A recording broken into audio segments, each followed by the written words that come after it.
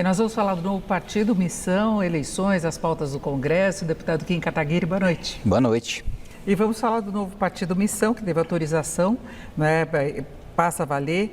São 30 partidos agora no país, vale ressaltar isso, mas ele tem origem no MBL, que é o mesmo grupo seu também de origem, que começou a ganhar força nas manifestações pelo impeachment de Dilma Rousseff. Eu queria saber quais são as propostas, as estratégias já para as próximas eleições, porque você já tem um programa bastante ambicioso, né?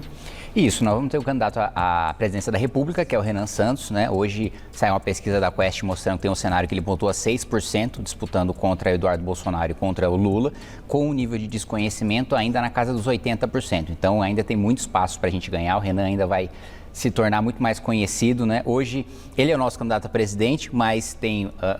eu sou uma figura mais conhecida, a Amanda é uma figura mais conhecida, o Guto é uma figura mais conhecida. Então, o Renan ainda tem muito espaço para crescer, muito espaço para ganhar. E eu não tenho a menor dúvida de que participando do debate presidencial, ele vai ganhar esse espaço.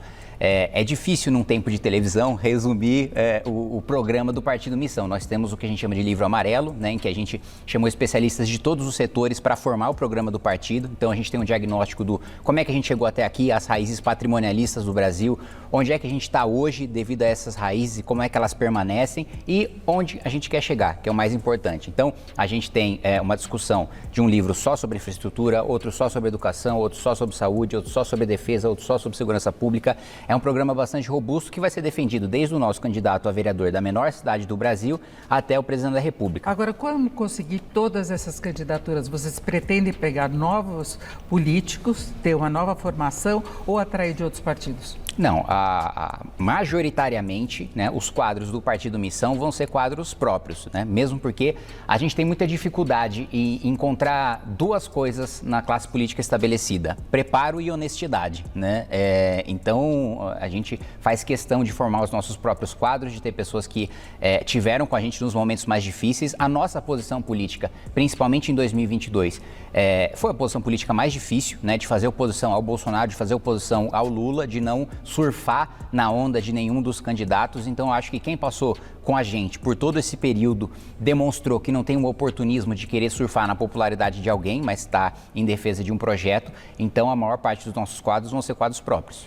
Vocês começaram com o MBL contra o PT, Dilma Rousseff na época, e depois se posicionaram também contra Bolsonaro. E a gente vê os partidos de direita ainda dependendo muito do aval de Bolsonaro, caminhando muito lentamente para tentar garantir o apoio da base, né, que Bolsonaro ainda tem junto aos eleitores. E vocês são contra.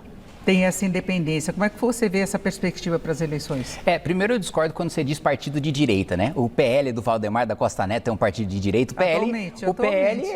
O Valdemar foi um dos presos no mensalão. Ele sempre foi do Centrão, sempre foi base do Lula e um operador de esquema de corrupção. Né? Todos os Centrão apoiaram o Lula. Apoiaram o Lula. Então você vai falar que o Kassab, que o PSD é um dos partidos que mais apoia o governo em nível federal, e aí fala, não, mas a gente tem uma candidatura de oposição do Ratinho, do Eduardo Leite, ele joga um monte de nome como pré-candidato contra o Lula, mas lá em Brasília eu tô vendo os deputados do PSD, é um dos partidos mais fiéis à base do Lula. Da mesma maneira a gente tem o MDB também, que dá sinais vacilantes, se vai com Lula, se não vai com Lula, mesmo o PP, União Brasil, né, o Ciro Nogueira sempre fez parte, né, de todos os governos petistas, inclusive na primeira eleição do Bolsonaro ele dizia que o Bolsonaro era fascista, né, e agora o sonho dele é ser um vice dentro dessa coligação. Como é que o Missão vai se colocar como um partido de direita legítimo, direita raiz mesmo? Qual a diferença em relação à posição, em relação a propostas? Rapidamente.